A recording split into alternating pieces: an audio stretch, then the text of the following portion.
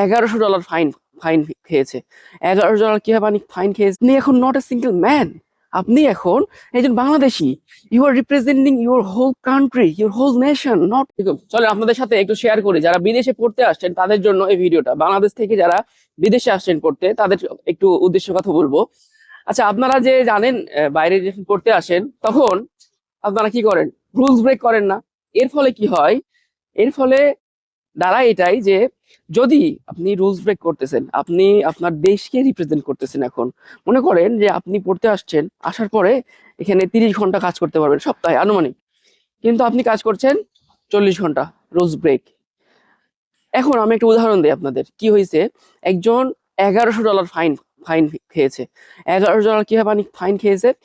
এখানে অস্ট্রেলিয়াতে আসলে আপনার লার্নিং লাইসেন্স নেওয়ার পরে আপনি একাই গাড়ি চালাতে পারবেন না। একাই গাড়ি চালাতে পারবেন না, আপনার সাথে থাকতে হবে একজন ফুল লাইসেন্সধারী কাউকে। আপনি চাইলেই একাই গাড়ি নিয়ে বেরোতে পারবেন না।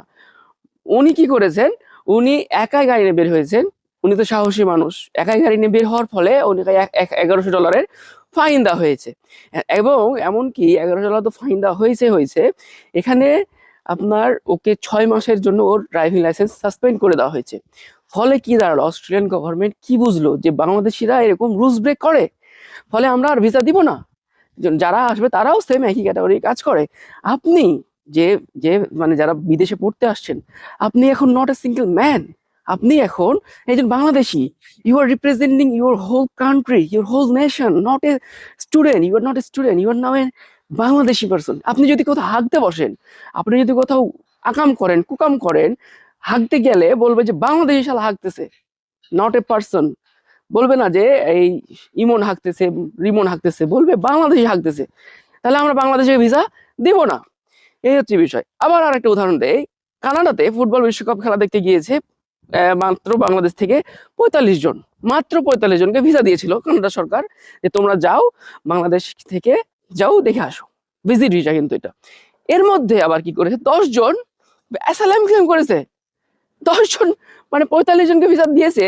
ওরা জানে যে এরকম বাংলাদেশিরা করে, এই জন্য তারা কি করছে, 10 জন তার মধ্যে আবার অ্যাসাইলাম ক্লেম করে দিয়েছে যে আমাদের দেশে আমরা কি না, সেফ না।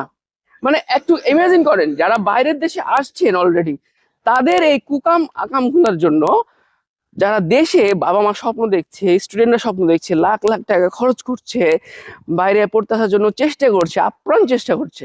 বাবা মা কি করতেছে? বাবা মা জমি জমা বিক্রি করে নিজের সন্তানকে পাঠানোর জন্য মানে কতটা কষ্ট করছে, তার মধ্যেও মানে আপনাদের জন্য এরা পাচ্ছে না ভিসা। কেন পাবে? কারণটা তো এটাই যে আপনি এখানে এসে আকাম করতেছেন, কুকাম করতেছেন, রুলসের প্রতি কোনো মানে রেসপেক্ট নাই।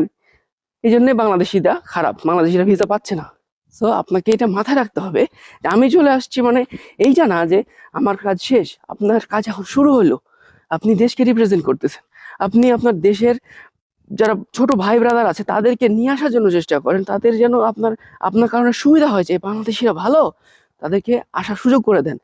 আপনার ভালো কাজের মাধ্যমে অন্যান্য দেশের রুলসকে রেসপেক্ট করেন, যেন অন্যান্য দেশ বুঝতে পারে যে বাংলাদেশিরা আসলেই ভালো, তারা রুলস মানে, আমাদের দেশকে সাপোর্ট করে। যাই হোক, তো এই জিনিসগুলো মাথায় রাখতে হবে। হ্যাঁ, আমি এই জিনিসটা নিয়ে অনেক আগে থেকে ভাবছি।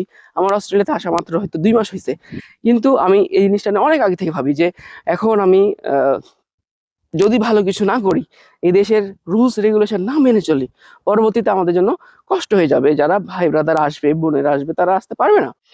যাই হোক, এই হচ্ছে বিষয়। আপনাদের উদ্দেশ্যে এই কথাগুলোই বললাম।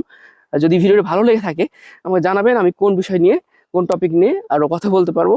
এবং আমি আমার জায়গা থেকে আমি নিজেকে বাংলাদেশি বলি, নিজেকে চাঁপাইনবাবগঞ্জের মানুষ বলি। আমি আবার চাঁপাইনবাবগঞ্জকে মানে আমি চাঁপাইনবাবগঞ্জের ছেলে আসলে। যাই হোক, তো ভালো থাকবেন আপনারা সবাই। দেখা হচ্ছে পরবর্তী কোনো একটা ভিডিওতে। Bye bye.